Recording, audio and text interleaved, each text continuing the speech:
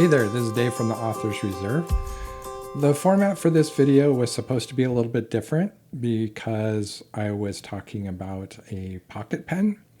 We're going to take it out on the road. You're going to see my morning routine and see me carrying it and using it.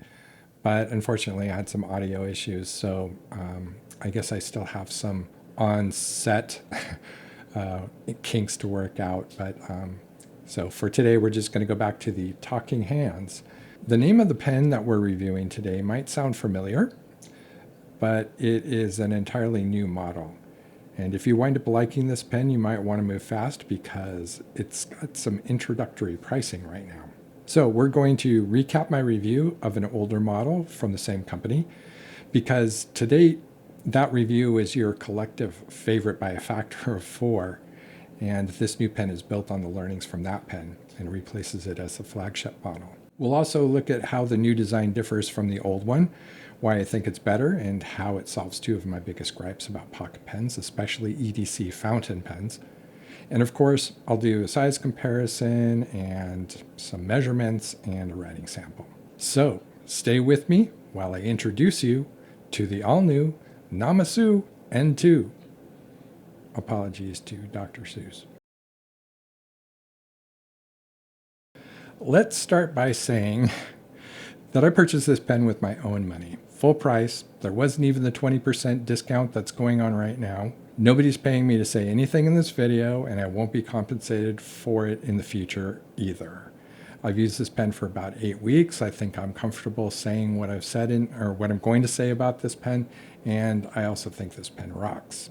I want to share that with you, so that's why I'm reviewing it. Sometime back in January, we reviewed the Namisu Nova Pocket, and you folks were a legend with the views, the comments, and the likes. That video had almost 46,000 views, 330 comments, and I read every one of them. I responded to many of them, and close to 11,000 likes. And for good reason, it was a great pen. Yes, I said was. You might remember in that video I said that this was a time-sensitive video. Well, it was, and it was on sale at that time, but that sale has ended. Moreover, it's out of stock. You guys bought too many of them. I think they're going to have some more eventually, but right now you can't get this pen. But don't worry, I'm going to give away this Nova Pocket that we reviewed. I'll email it to one lucky subscriber at the end of the month. More details on that and how to enter later in the video. It turns out that the Nova Pocket, and I'm just going to call it the Nova from here on out, was initially launched as a Kickstarter. So about 2 months ago, I was rummaging around on their site, considering buying a different clip for it. They offer them in some interesting accent colors, and I was thinking maybe red or black might be fun to try. But in the webpage banner, there was this N2 thing. So, of course, I'm going to click on it. It looked interesting, but to be honest with you, I didn't think much of it at first. It looked smaller. It's not. And I loved the Nova so much that I didn't really see a point.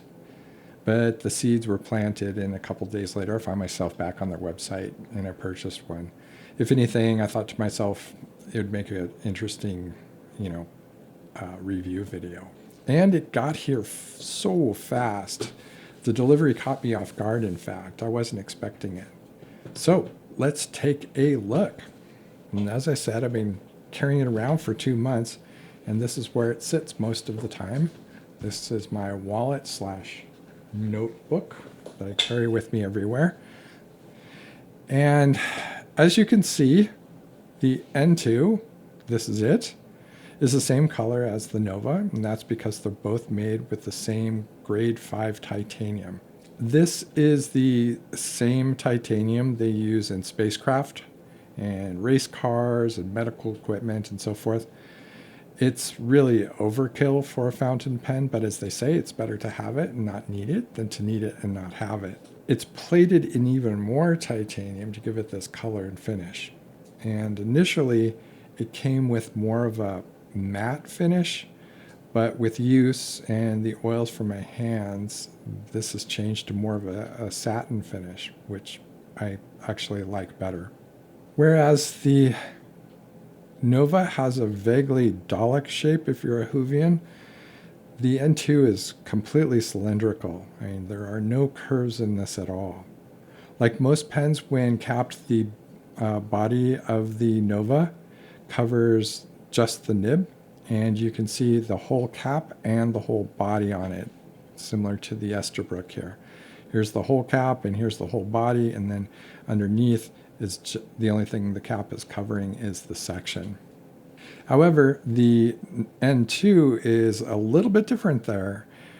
Everything is covered, the whole body is covered in the cap, except for this knurled section, which we'll get to in a moment. And that's more reminiscent of the Pilot Elite or E95S, depending on what region you're in. And as you can tell, most of your body is down here. And that allows for more ink capacity, a lot more ink capacity. In fact, while the Nova could only accept the small Kaweco cartridges and the small Kaweco converter with the foldable plunger on it, this one here, the N2, can take a full long size international cartridge or converter. However, both pens can be used eyedropper filled, but even then the Nova can't match the N2's capacity.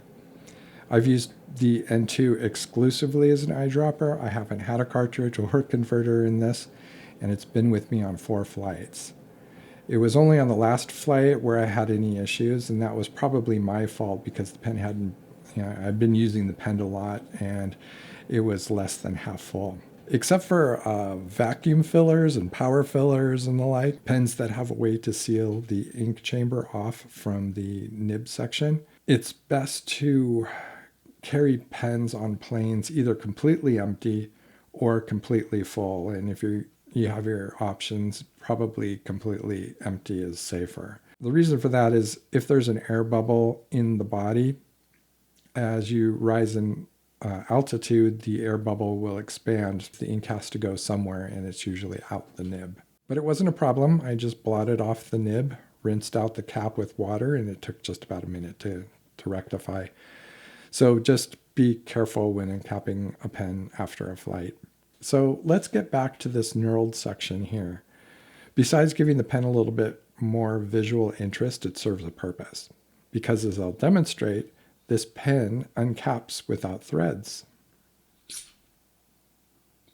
This solves one of my biggest complaints about pocket pens, especially EDC fountain pens. You'll find it more with the smaller manufacturers. They want to show off their manufacturing prowess or their engineering skills, how precise they can get their threads, how they can get it to uncap in exactly 1 turn or 4 thread start positions or just 1. It's amazing how much goes into choosing and machining threads, but unscrewing a cap is best left for desk pens. When you sit down at your desk, it's on your terms and with your purpose in mind. The act of sitting down is the first step in the transition into a new task of writing, and uncapping your pen is the last step in that transition. Everyday carry pens need to be on the ready, however. They need to be ready to use at a moment's notice. I think it's a failure to recognize this, and it's probably what made ballpoint pens so popular. It's their functionality, their utility, and if you've got threads, that's kind of getting in the way of the purpose of the pen.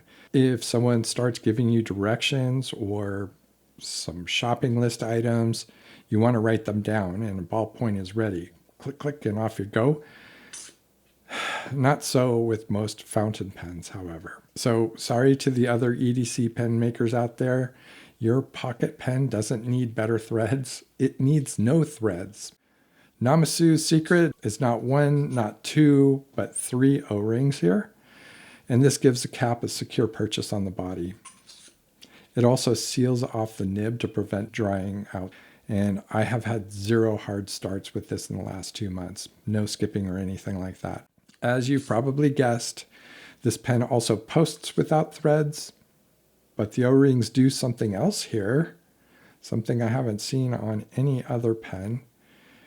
If you have medium to large hands like I do, this might be a good fit for you like this. But if you have a smaller hand, watch. This doesn't just change the length of it, it also changes the balance. So you can set it to whatever you like. This is a customization feature, kind of like the nib alignment collar on the Nova, which is in here, that allows you to align the nib with the clip perfectly, if that's one of those things that bothers you, and it does me. But it also isn't necessary on the N2 because you can just twist this any way you want. This is the only pen that I've ever seen that has a posted length that is adjustable, which is great. Now, I know some of you have probably seen something else. Some of you have been out in the pen world a lot longer than I have. And if you have an idea of a pen that posts and has an adjustable length, please put it in the comments section. I'd like to find out more about it. This is the smallest size it'll go. And this is a Kaweco All Sport. That is the same size as a Kaweco. Now, one thing that you'll notice here is that we have the same number 6 size nib that we did on the Nova, which is great. I think this is a really wonderful nib, and they've done a great job of tuning it. I'll also mention that it's a Bach nib, and this particular one I have is a fine. Let's do some measurements and a writing sample.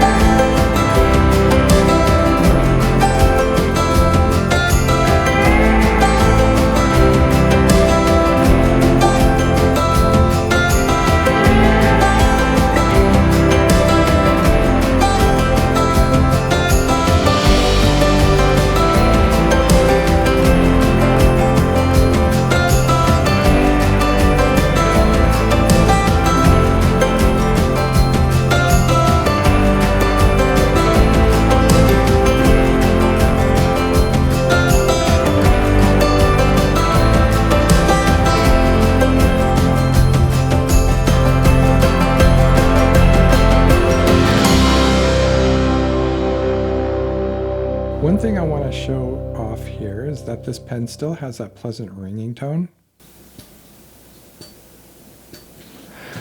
But I noticed that if you use the box, you can use it as a sound box.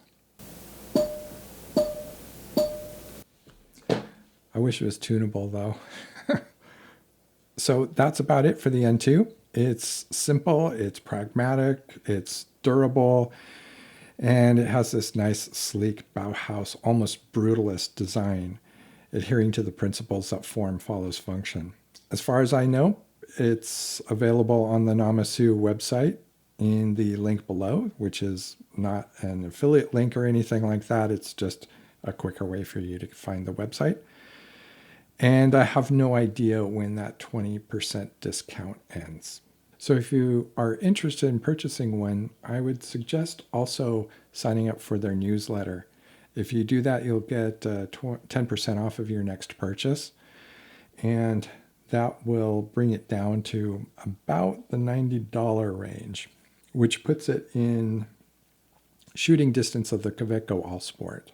Oh, and by the way, they make the N2 in aluminum as well. It's not thin-walled like the Kaweco. It's machined from a billet, I believe. It's a lesser expensive option, but this discount doesn't apply to the aluminum version.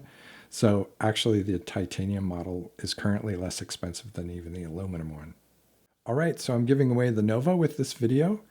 Use the keyword EDC, that's Echo Delta Charlie, in the comment section if you want to be entered to win. All giveaway winners will be announced at the end of the month, midnight on the last day. That's the 31st. I'll link to the post where those will be announced below. This month, 5 people missed out on winning one of the Valentine pen giveaways. And I have to think that's because they didn't subscribe, so they couldn't get notifications. Don't let that happen to you. Please subscribe. And I really would appreciate a thumbs up if you found this video useful or entertaining. Thanks for watching, and go write a letter.